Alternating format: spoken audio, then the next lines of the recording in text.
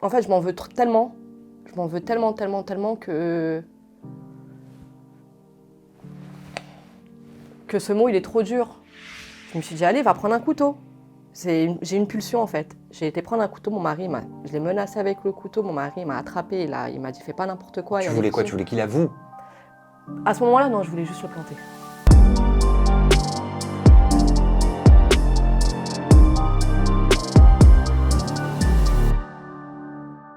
Bonjour Sam, je suis Samantha, j'ai 3 enfants et si je suis là aujourd'hui, c'est pour te parler de ma fille. Elle a subi de l'inceste par l'oncle de mon mari et à ce jour, la justice nous a abandonnés. L'auteur a fui le pays pour éviter la justice et j'espère que suite à cette vidéo, ça fera bouger les choses. Bonjour Samantha. Et tu as le sentiment certainement d'impuissance? Enfin, j'estime que c'est quand même des faits assez graves et aujourd'hui, il n'a toujours pas été auditionné et c'est plus ça qui me choque, si je peux dire ça comme ça, parce que tous les détails ont été donnés, enfin, on sait qui c'est, on sait où il habite et rien ne se passe. Ce sont des faits qui datent de quand? Du mois d'août. Ah, du mois Enfin, d'août 2023? Ouais, c'est quand elle nous l'a dit, oui, au mois d'août. Mais ça s'est passé une première fois avant. Donc c'est une histoire récente? Oui. Comment va ta fille? Bah, je sais pas trop parce que elle nous montre qu'elle va bien. Elle a 10 ans. Elle a 11 ans aujourd'hui. 11 ans. Ouais, elle a fêté ses 11 ans pardon, au mois de janvier. Donc elle nous montre qu'elle va plutôt bien, mais je sais pas si c'est une carapace qu'elle se donne pour justement nous protéger nous, ou si elle va réellement bien. Aujourd'hui, elle est suivie par un psychologue.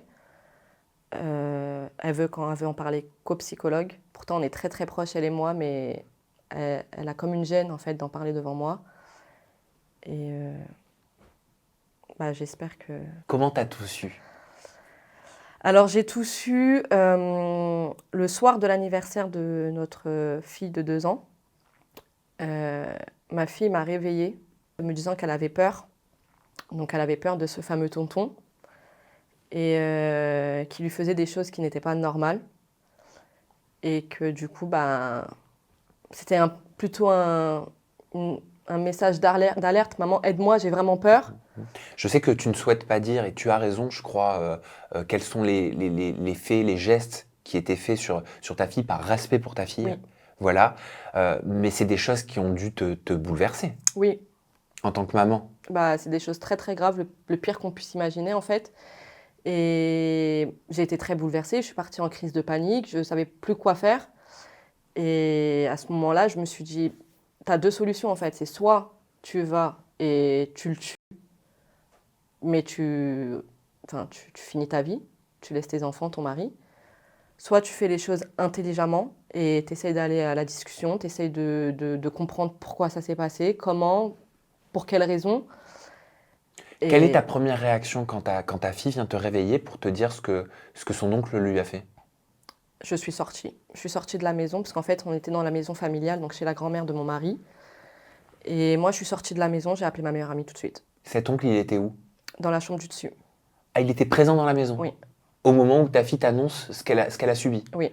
On était dans la maison familiale, donc nous, on était à l'étage du bas et lui, il était à l'étage du dessus. Et bah, moi, prise de panique, la première chose que je fais, c'est je sors dehors, j'appelle ma meilleure amie. Donc, je tremble, je pleure, je lui explique ce qui vient de se passer, ce que ma fille vient de me dire. Et Tu réalises? non, mais j'ai pris du temps. Hein. J'ai pris énormément de temps avant de réaliser. Hein. J'ai des mois avant de réaliser. J'ai pas réalisé tout de suite ce qui s'était passé. Et tu lui dis quoi à cette meilleure amie?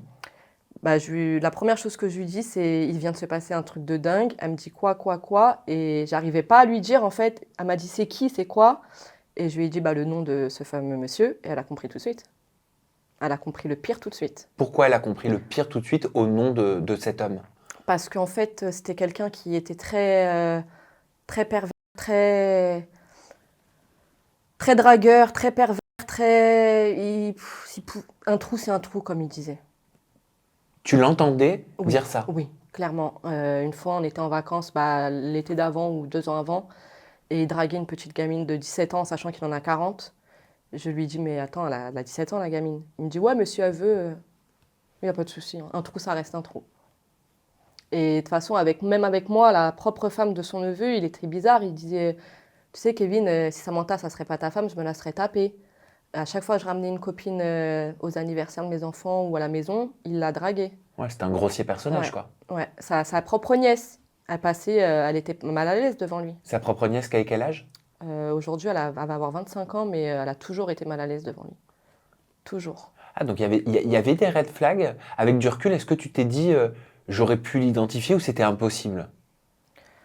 Bah oui, clairement, parce que j'avais eu des signes en fait, et c'est la cause de mon mal, parce que j'aurais pu éviter ça, parce que moi j'avais clairement en fait, tout était servi sur un plateau d'argent pour moi, mais j'ai passé outre, j'ai fait abstraction et j'écoutais les conseils de sa famille qui me disaient mais non, Samantha, il se passera jamais rien. Si tu penses comme ça, c'est parce que toi aussi, quand tu étais plus jeune, t'as vécu ça, donc Oui, parce que forcément, tu as subi ouais, des agressions sexuelles, c'est toi, ça. Samantha, Ouais, étant plus jeune. Donc, si je comprends bien, il y avait cette famille derrière qui était là, présente, pour te dire en masse, quelque part, t'hallucines, c'est ça, t'es folle, c'est pas possible. c'est ça, c'est ça. Tu finissais par le croire. Bah, au bout d'un moment, je commençais à me dire, ouais, peut-être que ils ont peut-être raison, peut-être que c'est moi qui fais Un amalgame. voilà, c'est ça, peut-être que c'est moi qui ai peur, justement, qui ai peur que ma fille elle vive ce que moi j'ai vécu. Donc peut-être que j'en fais trop, peut-être que j'abuse, mais en fait, non. En fait, j'avais totalement raison et peut-être que si je me serais écoutée à ce moment-là et que j'aurais coupé court ou que les choses, elles auraient été dites à ce moment-là, bah, c'est même sûr qu'il ne se serait rien passé. Tu raccroches avec ta meilleure amie au Ouais, téléphone. On sait maintenant que cet homme, cet individu, cet oncle, pardon, mais il est en train de dormir certainement dans la chambre du dessus, c'est ça? Parce oui, que vous êtes dans la maison mm, familiale, ta fille est présente aussi. oui, Tu viens d'apprendre la situation, enfin, le début, parce que tu en apprendras oui, d'autres, des vertes et des pas mûres c'est par la ça. suite. Tu vas pouvoir nous expliquer tout ça, Samantha. Comment tu réagis? Qu'est-ce que tu fais en tant que maman qui vient d'apprendre que sa fille a subi les attouchements d'un membre de la famille de l'inceste? Qu'est-ce que tu fais? Comment on réagit? Bah, du coup, après avoir accroché avec ma meilleure amie, bon, j'ai appelé ma mère, j'ai appelé mes frères, etc.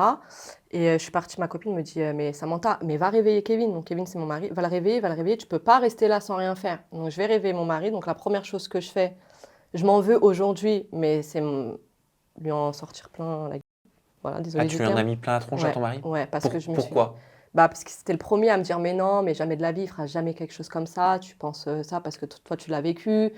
Donc, je lui ai fait confiance, en fait. Et du coup, bah, moi, je lui en mets plein la tronche. Je lui dis que c'est de sa faute, que s'il m'avait écouté, ça ne se serait pas passé, que j'avais raison, que j'aurais jamais dû lui faire confiance. Bref, j'étais en train de faire comme un petit monologue. Mais comment il l'appréhende, lui, cette situation, sa fille, de découvrir que sa fille se fait abuser par un membre de la famille? Bah, pour lui, déjà, c'était double peine. Parce que non seulement c'est un membre de sa famille, mais en plus, c'est sur sa fille. Et il était choqué. Et il était absent. Il était là, son corps était là, mais son âme, elle était plus du tout là. Il pleurait, on lui parlait, il répondait pas. Il était sous le Ouais, il choc. était sous le choc. Même moi, je criais dessus, il me répondait. Enfin, il était. Puis il a dû culpabiliser C'est de ça. pas t'avoir, entre guillemets, Écoutez, ouais, écouté peut-être plus ou cru, ou c'est ça. peut-être que lui aussi il s'est laissé happer par pardon, mais entre guillemets, le bourrage de crâne de la Mm, famille mm. qui disait mais non, c'est pas possible, il pourrait jamais faire ça. Bah, c'est Il n'est pas ça. capable de faire ça. Bah, c'est ça. Et après, mon mari, c'est quelqu'un qui est très famille. Donc, lui, dans sa tête, c'était impossible, inimaginable. Surtout que ce monsieur-là, enfin, il l'a pratiquement élevé. C'était comme des frères. Donc, pour lui, c'était impensable qu'il puisse faire ça. Vous vous dites quoi? Une fois qu'il réalise, une fois qu'il comprend. Bah, je lui dis, mais en fait, là, on est là, enfin, je suis en train de te crier dessus, mais le principal problème, il est en haut. Donc, vas-y, viens, on y va. Donc, on monte. Je toque à la porte, parce que la porte a été fermée. Donc, direct, il ouvre. Donc, je me retrouve face à face à lui, Avec l'agresseur de ouais, ta fille. face à face. Et je lui dis, écoute, la prochaine fois, je sais même pas pourquoi j'ai dit cette phrase-là. J'aurais dû lui sauter dessus directement. Mais je lui ai dit, écoute, la prochaine fois que tu touches à ma fille, je te monte en l'air. Et en fait, là, il s'est retourné dos à nous et j'ai compris que ma fille, elle fabulait pas, quoi. Que c'était, même si j'avais pas de doute, hein, mais ça m'a encore plus confirmé ses dires. C'est-à-dire que son comportement non verbal, Ouais. sa réaction corporelle t'a fait sentir que ta fille disait vrai, Surtout, même si ouais. tu n'en doutais pas. Surtout venant de lui. Parce que lui, c'est quelqu'un qui est très nerveux, qui s'énerve très, très, très, très vite. Il a toujours raison. Si on l'accuse de quelque chose qu'il n'a pas fait, direct, il va te faire un cinéma pas possible. Donc là, j'ai compris. J'ai compris direct. Donc moi, de base, j'attendais une réaction de mon mari. Mais bon, après, quand j'ai vu qu'il était vraiment sous le choc, qu'il n'était pas là, donc j'ai agi moi-même. J'ai commencé à lui crier dessus, à lui cracher dessus, à le frapper. Il réagissait pas, il bougeait pas. Il disait mais j'ai rien fait, mais n'importe quoi, mais la petite elle raconte n'importe quoi. Et du coup, j'ai vu qu'il réagissait pas, et qu'il me rendait pas les coups, rien du tout.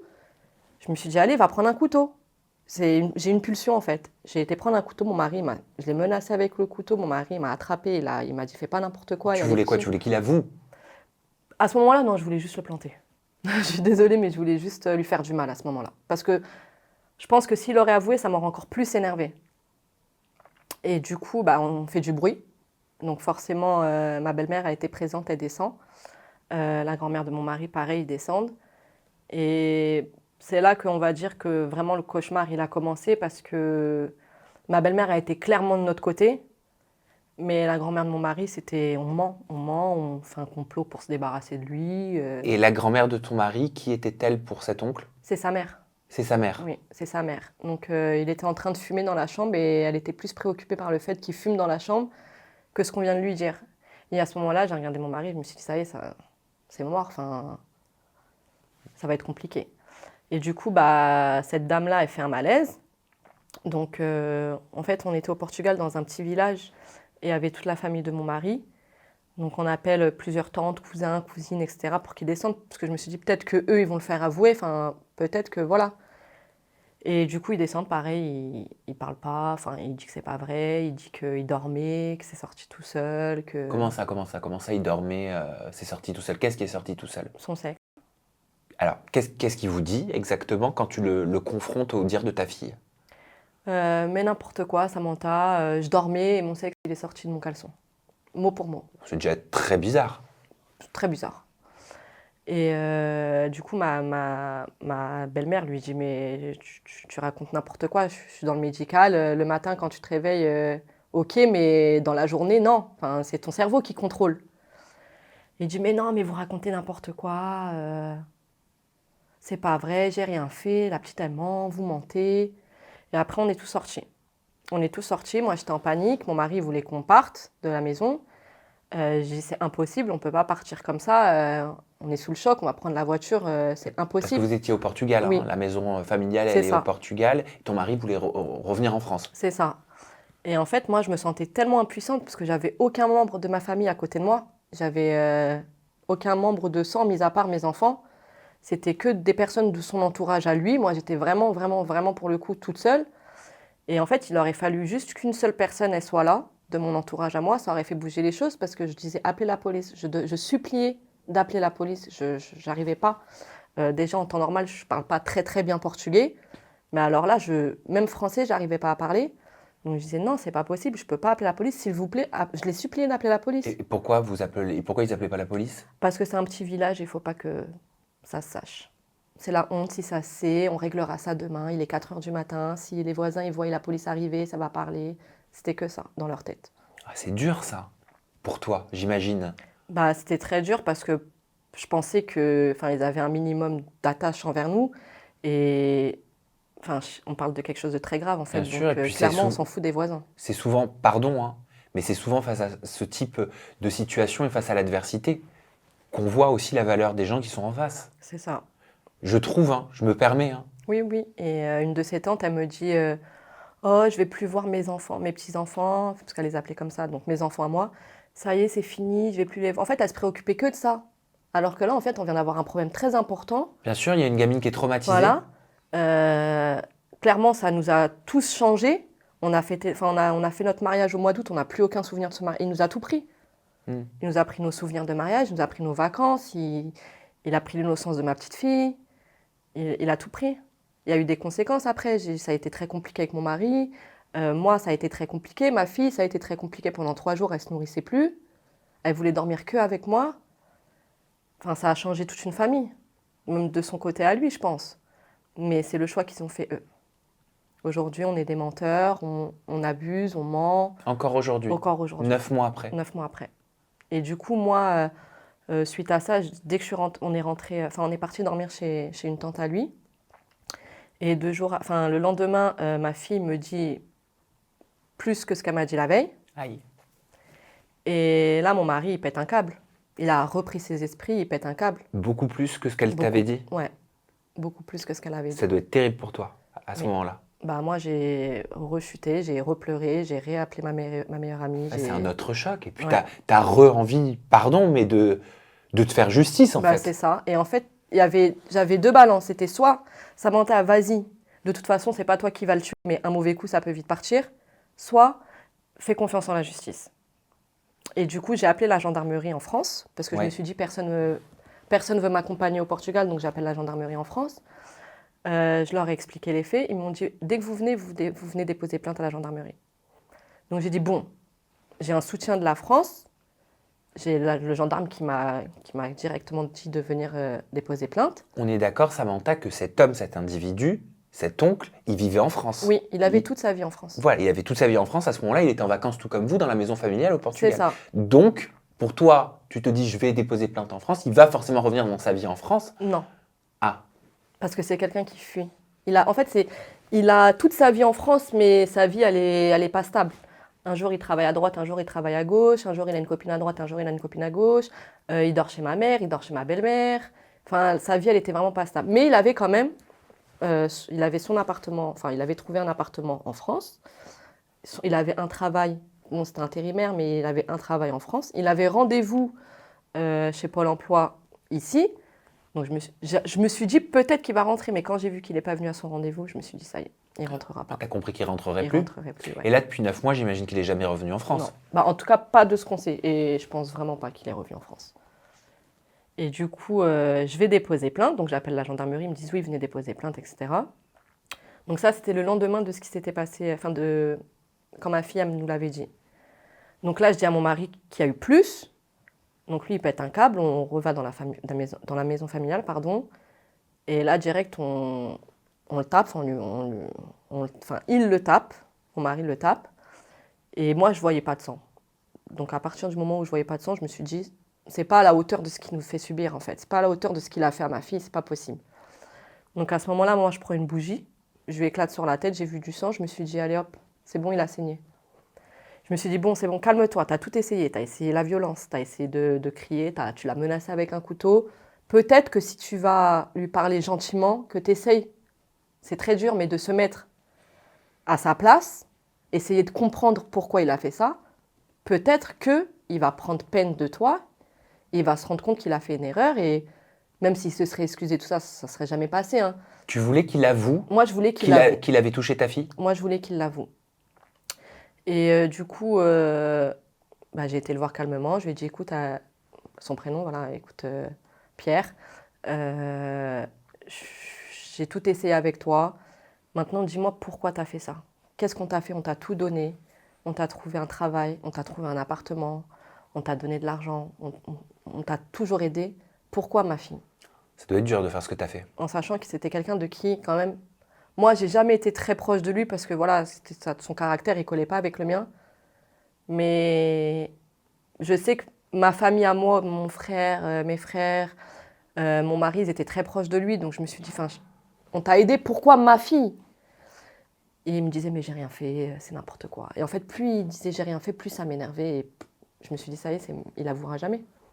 Il a avoué quelques trucs, il a il me semble. avoué, mais... Des faits que tu as pu mettre en corrélation, Voilà, des aveux que tu as pu mettre en corrélation, tu vas nous l'expliquer par la suite, avec d'autres révélations de ta fille. C'est ça. Dont ta fille n'était pas au courant qu'il avait dit dites. ça, ouais. Hein? En fait, il minimisait les faits. Qu'est-ce qu'il t'a dit? Alors, à moi, rien. Il m'a juste dit qu'il n'avait rien fait, qu'il dormait, que voilà, son sexe était sorti. Mais une cousine à lui, de qui il était très proche, est partie lui parler. Il lui a dit mais non, mais elle a mal interprété les faits, enfin les gestes. Je lui titillais les oreilles, je lui faisais des guilis sur le cou. Et en fait, moi, c'est quand j'ai parlé avec ma fille, ma fille m'a dit que il lui léchait les oreilles et qu'il lui faisait des bisous sur le cou. Donc j'ai fait un lien en fait. J'ai dit il avoue, mais sans avouer. Ouais, tu retrouvais ce qu'il avait dit à cette cousine, quoi, dans les dires de ta fille. C'est ça. Parce que moi, je poussais pas ma fille à me... En fait, la cousine, elle est venue me dire, il a dit ça, ça, ça, ça, ça. Moi, je suis partie voir ma fille, mais je la poussais pas à me dire ce que je voulais entendre pour le rendre coupable, entre guillemets.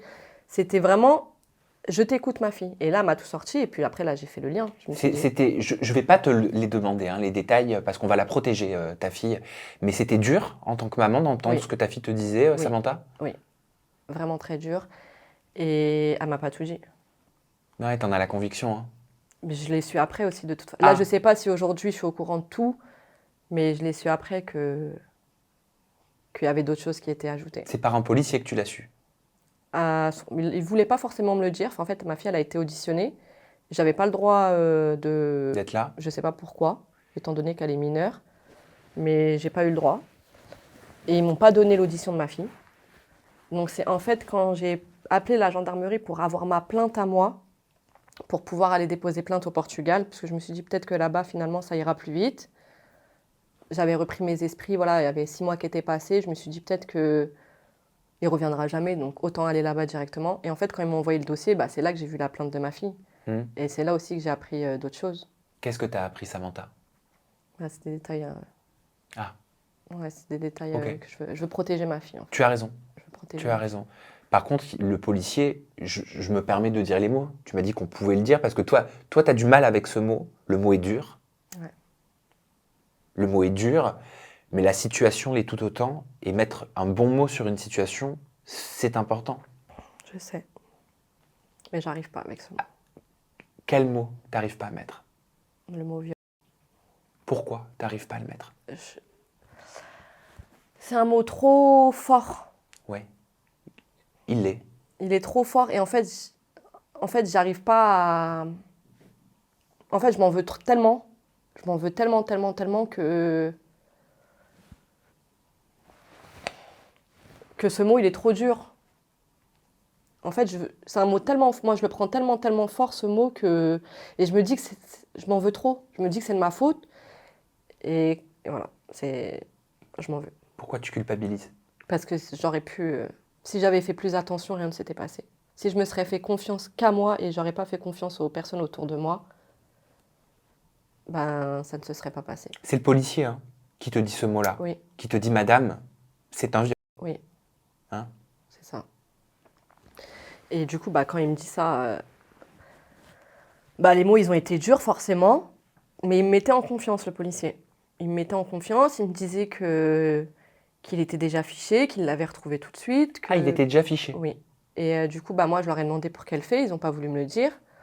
Mais ils nous ont dit la phrase si vous, les femmes, vous savez pourquoi il est fiché, on sait de quoi vous êtes capable. Hein? Et quand il m'a dit ça, je me suis dit mais c'est pas un refus d'obtempérer, c'est pas une histoire de drogue. Enfin, j'ai pas très bien compris, mais moi, j'ai tout de suite j'ai tout de suite relié à qu'il avait déjà fait quelque chose. Ouais, qui serait récidiviste, Ouais. donc. Ok. Bon, bah, j'imagine que s'il est fiché, s'ils ont ses coordonnées, s'il y a des antécédents, s'il y a des précédents, c'est évident de rentrer en contact avec lui. Tu fournis l'adresse, tu fournis le nom, tu fournis tout. Et en sachant qu'une autre petite fille a été aussi auditionnée. Ah, Ouais. La cousine, sa nièce, une petite nièce à lui, direct. Elle a été auditionnée. Ça a pas, les faits n'ont pas été aussi graves que ceux de ma fille. Ils n'ont pas reçu forcément ils l'ont reçu son témoignage, mais je ne sais pas si ils l'ont vraiment pris en compte. Mais une autre fille a été auditionnée, une petite fille, ouais. et alors il se passe quoi? Rien, Rien? rien du tout. Mais vraiment, je ne peux pas être plus claire que rien, il ne se passe rien. T'es même pas au courant, t'es au courant de rien? Je suis au courant de rien. Donc moi, forcément, je vois que le temps, il passe. Je sais que c'est long. Mais j'avais des contacts encore avec sa famille, la famille de mon mari. Je sais que ça bougeait pas, qu'il n'avait pas reçu de plainte, que la police n'avait pas été le chercher au Portugal. Tout ça, j'étais au courant. Donc je vois que ça bouge pas, rien ne se passe. On n'a plus aucune nouvelle de ses tantes, sa famille au Portugal. Ils se sont tous mis contre nous. Mais d'être au Portugal, pardon, sauf si je suis ignorant, mais il me semble que ça protège pas. C'est un pays de l'Union européenne, Oui. on est d'accord? Oui. Mais alors il y a des accords? Bah normalement, oui. Mais c'est ça que je n'arrive pas à comprendre. Parce que je sais que c'est long. Oui. Je sais que la justice est très longue. Et je m'attendais pas à bam, le lendemain, ça y est. Mais un jour, c'est long face à ce type de situation quand on est une maman qui découvre que sa fille, elle a été abusée. Une semaine, c'est l'éternité. 9 mois, je n'ose même pas imaginer ce que ça doit être. Non, c'était très très dur. Et ouais, en fait, le plus dur, c'est de savoir que, comme je disais, je sais que c'est très long, mais rien n'a bougé. C'est-à-dire que là, on est au même stade qu'il y a 9 mois. Il n'a même pas été auditionné. Normalement, enfin, après, je m'y connais pas, hein, mais normalement, tu auditionnes la personne, en fait. Ta fille, comment elle va? Comment elle va, cette petite? Bah, je sais pas. Honnêtement, elle montre qu'elle va bien, mais elle dit des phrases qui sont pas en cohérence avec ce qu'elle montre. Une fois, elle m'a dit, enfin, je lui ai expliqué que, en fait, je voyais elle était très souriante, tout ça. Donc moi, je suis suivie par un psychologue, donc je l'ai expliqué à ma psychologue que ma fille, pour moi, elle allait très très bien. Elle était souriante, voilà, elle est très très bien entourée. Elle a une copine d'elle qui est très proche. Elle a la famille, enfin notre famille, on est soudés, on est liés. Donc pour moi, elle allait très très bien. Et du coup, quand j'en ai parlé à mon psy me dit, mais vous savez, madame, peut-être que c'est une carapace. Et moi, je disais, mais non, mais impossible, ma fille, enfin, c'est ma fille, quoi, je saurais quand même reconnaître. Et on n'était que toutes les deux une fois à la maison. Et pour la première fois, j'ai décidé de lui en reparler, en fait. Et je lui ai expliqué pour la première fois que moi aussi, j'avais vécu ça, qu'il ne fallait pas qu'elle s'inquiète, que nous, on allait être là pour elle, que ça allait pas lui empêcher de faire sa vie, que moi, aujourd'hui, j'ai eu mes 3 enfants, je me suis mariée, et que si elle voulait parler, on était là. Et que de toute façon, elle ne verrait plus jamais cette famille-là, que moi, je la protégerais coûte que coûte, et qu'elle ne verrait plus jamais cette famille-là. Et du coup, je sais que c'est pas bien ce que j'ai fait, mais je lui ai posé une question, je lui ai dit, oui, si mamie Béatrice, elle meurt, est-ce que tu seras triste? Donc mamie Béatrice, c'est ma mère, sa deuxième maman. Elle me dit, ah mais oui, mais non, mais impossible, mais je peux pas vivre sans elle, moi, mais si elle meurt, mais jamais de la vie, maman. Et après, on discute, et je lui dis, et si c'est l'autre qui meurt? Et elle me regarde, elle me dit, maman, je ne serai pas triste, je veux qu'il meure. Et à ce moment-là, Elle a de la colère. voilà, à ce moment-là, je me suis dit, c'est pas une fille enfin, elle va pas bien. Bah non. Et du coup, j'en ai parlé avec mon mari, et mon mari il me dit, tu sais, Samantha, moi, depuis le mois d'août, je parle pas, parce que mon mari parle pas du tout de cette histoire. Ah, il a coupé les ponts. Il a coupé les ponts avec toute sa famille, il parle plus de... En fait, depuis qu'on est rentré En France. il a plus jamais parlé avec eux. Et il me dit, tu sais, moi, je parle pas, toi, tu parles beaucoup, t'en discutes avec tes copines, avec ta famille, moi, j'en parle pas, mais j'observe. Oui. Et il m'a dit, en fait, t'essayes de protéger ta fille, t'essayes de protéger la petite, mais c'est elle qui est en train de te protéger là. Parce que forcément, elle a vu que moi, suite à ça, bah, j'étais pas bien. Moi, j'étais quelqu'un qui était pleine de vie de base. Moi, je rigolais tout le temps. Enfin, c'était one life dans ma tête. C'était vraiment... je rigolais tout le temps, j'étais joyeuse, Ouais, ça a c'était changé positif. ton caractère, ça a changé moi, ta j'étais façon de positive. vivre. J'étais vraiment positive. À chaque fois qu'il y avait quelque chose de mal qui se passait, je disais à tout le monde, mais non, mais ça va aller. Et en fait, depuis ce jour-là, bah, j'ai totalement changé. Je dormais plus, j'avais perdu beaucoup de poids, je perdais des cheveux par poignée jusqu'à je me suis dit, mais j'ai un cancer ou comment ça se passe? Parce que je prenais mes cheveux, en fait, j'étais tellement stressée et mal que je perdais mes cheveux par poignée. Et tout ça, forcément, ma fille, elle le voyait. Et il m'a dit, enfin, t'essayes de cacher, mais moi, j'observe et je vois que la petite, en fait, elle veut juste te protéger. C'est pas toi qui es en train de la protéger, c'est elle qui est en train de te protéger. Donc aujourd'hui, bah écoute, c'est le point mort. Hein, Vraiment. c'est ça, hein, Ouais. niveau enquête, juridique, etc. Oui. Tu lâcheras pas. C'est Jamais ce de que la je vie. comprends. Et tu as raison. Et du coup, j'ai tenté de faire justice moi-même. Donc, j'ai été déposée, je me suis dit, bon, ça bouge pas en France, ça bouge pas au Portugal. Peut-être que l'humanité va faire bouger les choses. Donc, je me suis dit, et si je sais pas si j'ai le droit de le dire ou pas, hein, mais je me suis dit, et si je faisais des petits papiers avec son visage dessus, où j'écrivais ce qu'il avait fait, et que je déposais dans les boîtes aux lettres de son petit village, peut-être qu'il aura tellement honte que ça va le faire revenir en France. Et du coup, j'ai fait ça. Donc là, pareil, on s'en est pris plein la tronche, hein, puisque voilà, tout le monde est au courant dans le village, donc forcément, ils se font mal voir, etc. Suite à ces bouts de papier-là, ils ont été dégradés sa maison, donc au Portugal. Et sa grand-mère, donc la mère de ce monsieur, a porté plainte contre mon mari et contre moi, parce qu'elle elle a dit que c'était nous qui avons... Pour quel motif elle a porté plainte? Dégradation, je crois, un truc comme ça, ouais. Elle a dit que c'était nous qui avons été chez elle qui avons dégradé. Donc il y a une plainte qui a été déposée, d'après ses dires, hein, parce qu'à ce jour, on n'a toujours rien reçu encore, mais d'après ses dires, il y a une plainte qui avait été déposée. Donc non seulement ils ne sont pas de notre côté, mais en plus de ça, ils nous rajoutent des problèmes dans la tête. Ça va être quoi la suite, Samantha, là? Bah, du coup, j'ai appelé la gendarmerie. En fait, un jour, je savais plus quoi faire. Je savais plus quoi faire. Je faisais que d'appeler la gendarmerie, ils me faisait tourner en rond, tourner en rond, tourner en rond. J'ai pété un câble, je me suis dit, écoute, tu as une toute petite communauté, peut-être que ça fera bouger les choses. Donc j'ai pris mon téléphone, j'ai raconté un petit peu l'histoire. Donc suite à ça, j'ai eu beaucoup d'avocats, de policiers qui m'ont contacté, qui m'ont dit que c'était absolument pas normal que rien ne bouge, qu'il soit toujours pas auditionné. Donc j'ai rendez-vous avec un avocat les jours à venir et j'ai appelé la gendarmerie et c'est là en fait que ça m'a mis le coup, vraiment. Je les appelle pour avoir des nouvelles. Ils me disent mais nous de notre côté la plainte elle a été clôturée le 8 décembre 2023 et je les ai appelés le mois dernier. J'étais pas au courant que la plainte elle avait été clôturée.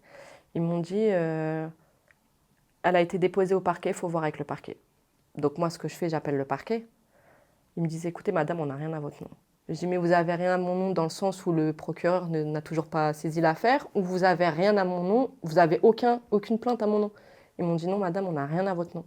Oh, c'est bizarre tout ça, il te faut un avocat. Hein. Donc du coup, elle m'a donné l'adresse mail d'un magistrat. Elle m'a dit, contactez-le directement à lui, peut-être qu'il saura répondre à vos questions. Donc j'ai contacté il y a à peu près 2-3 semaines et j'ai toujours pas de réponse. Donc là, tu vas voir un avocat, ouais. Tu vas pouvoir être entouré, tu vas pouvoir être conseillé, tu vas pouvoir être accompagné. C'est ça. Juridiquement, c'est important. J'espère que ça va faire bouger les choses parce que nous, on est en France. Lui, il est là-bas, mais il a refait sa vie. Hein. Il est tranquillement, il retravaille, il a sa petite vie là-bas. Samantha, moi je te souhaite que tout ça, ça bouge très rapidement. J'espère pour toi parce que je sais à quel point chaque jour qui passe est une souffrance dans une situation comme celle-là. J'espère que ta prise de parole au cours de cette interview justice, elle te permettra de faire caisse de résonance pour que cette situation elle puisse avancer dans le cadre de la loi, parce que c'est ce que tu veux, oui. Qu'il y ait un jugement, qu'il se passe quelque chose. Voilà, tu veux pouvoir Après, raconter. moi, je veux pas forcément... le summum serait qu'il aille en prison. Mais moi, je veux juste, en fait, un jugement, que ma fille soit reconnue comme victime, qu'il ait une mesure d'éloignement, qu'on puisse passer, même si on passera jamais à autre chose, mais qu'on puisse au moins... Voilà, ma fille, elle a été reconnue comme victime. Mais c'est important. C'est tout ce que je souhaite, moi, en fait. Et tu ne demandes pas la lune. Non. C'est juste évident ce que tu réclames. Donc, j'espère que les personnes qui nous regardent pourront contribuer à porter ta voix. On peut te retrouver sur ton compte Instagram pour te soutenir. C'est Mendes Francesca. Merci pour ce témoignage. Je me doute que ça n'a pas été évident, mais j'espère qu'il pourra t'aider. Merci à vous pour votre bienveillance et pour cet accompagnement, parce que vous n'avez peut-être pas l'impression d'avoir un rôle à jouer, mais en regardant un témoignage comme celui de Samantha, aujourd'hui, c'est apporter quelque part du soutien, c'est vrai, hein, à ton histoire et à ta fille aussi. On se retrouve prochainement. Faites très attention à vous. Prenez soin de vous. À bientôt. Bye bye.